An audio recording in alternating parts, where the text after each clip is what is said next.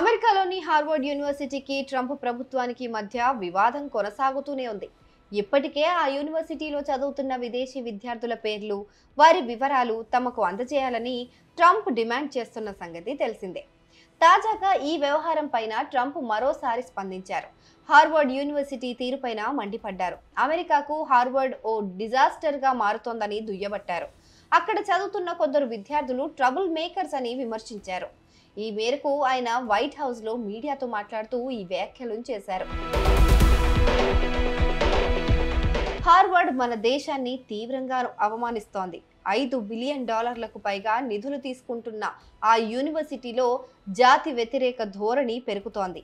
దేశంలో మరికొన్ని కాలేజీలు కూడా ఇలాగే తయారవుతున్నాయి. దాన్ని బయట పెడితే పోరాడుతున్నారు. వారు పోరాడిన ప్రతిసారి మరో $250 మిలియన్ చొప్పున కోల్పోక తప్పదు అని ట్రంప్ హెచ్చరించారు. Harvard has to show us their lists. They have foreign students. About 31% of their students are foreign based, almost 31%. We want to know where those students come. Are they troublemakers? What countries do they come? And we're not going to, if somebody is coming from a certain country and they're 100% fine, which I hope most of them are, but many of them won't be, you're going to see some very radical people. They're taking people from areas of the world that are very radicalized, and we don't want them making trouble in our country. So I saw yesterday that in the middle of the UK, there was a nice young man. He wants to go back to school at Harvard, and he looked good to me, but I want to check his past. But we want to be able to see why, these countries aren't helping us. They're not investing in Harvard and all of we are. So why would 31%? Why would a number so big? I think, number one, I think they should have a cap of maybe around 15%, not 31%. We have people who want to go to Harvard and other schools. They can't get in because we have foreign students there. But I want to make sure that the foreign students are people that can love our country. We don't want to see shopping centers exploding. We don't want to see the kind of riots that you had.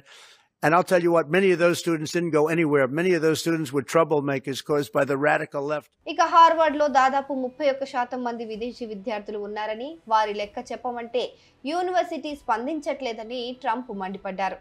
ఆ విద్యార్థులు ఎక్కడి నుంచి వచ్చారు, వాళ్ళతో ఇబ్బంది ఉందా అనే విషయాలు తాము తెలుసుకోవాలన్నారు. ప్రపంచవ్యాప్తంగా అత్యంత తీవ్రవాద భావజాలం ఉన్న ప్రాంతాల నుంచి కూడా ఈ యూనివర్సిటీకి విద్యార్థులు వస్తున్నారని, వారు ఈ దేశంలో సమస్యలు సృష్టిస్తామంటే తాము చూస్తూ ఊరుకోమని ట్రంప్ హెచ్చరించారు.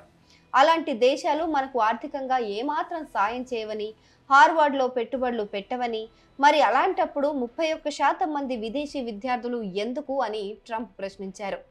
ఈ పరిమితిని 15%కి తగ్గించాలని తాము భావిస్తున్నామన్నారు. హార్వర్డ్ యూనివర్సిటీకి అమెరికా ప్రభుత్వం అందించే నిధుల్లో ట్రంప్ కోత విధించిన సంగతి తెలిసిందే. ఆ తర్వాత ఏకంగా విదేశీ విద్యార్థులను చేర్చుకోవడానికి ఉన్న అనుమతిని కూడా ట్రంప్ అడ్మినిస్ట్రేషన్ రద్దు చేసేసింది. దీన్ని వ్యతిరేకిస్తూ ఫెడరల్ కోర్టులో యూనివర్సిటీ ఒక పిటిషన్ దాఖలు చేసింది. ట్రంప్ చర్య అనైతికమైనదని, నిబంధనలు ఉల్లంఘించడం అవుతుందని హార్వర్డ్ ఆ పిటిషన్లో పేర్కొంది. దీనిపైన విచారణ జరిపిన ఫెడరల్ కోర్టు న్యాయమూర్తి ట్రంప్ నిర్ణయాన్ని నిలుపుదల చేస్తూ ఆదేశాలు జారీ చేశారు. అయితే హార్వర్డ్ యూనివర్సిటీలోని విదేశీ విద్యార్థులు గత కొంతకాలంగా నిరసన బాట పట్టారు. ముఖ్యంగా మిడిల్ ఈస్ట్ కంట్రీస్ నుంచి వచ్చిన హార్వర్డ్ లో చదువుకుంటున్న విద్యార్థులు గాజా, లెబనాన్ల పైన ఇజ్రాయెల్ దాడులను నిరసిస్తూ హమాస్, హిజ్బుల్లా వంటి ఉగ్రవాద సంస్థలకు మద్దతుగా ఆందోళనలు చేస్తున్నారు. ఇజ్రాయెల్కు అమెరికా మద్దతుగా నిలవడాన్ని వారు తప్పుబడుతున్నారు. అయితే ఇలాంటి విద్యార్థుల వల్ల దేశానికి నష్టం జరుగుతుందనేది ట్రంప్ వాదన.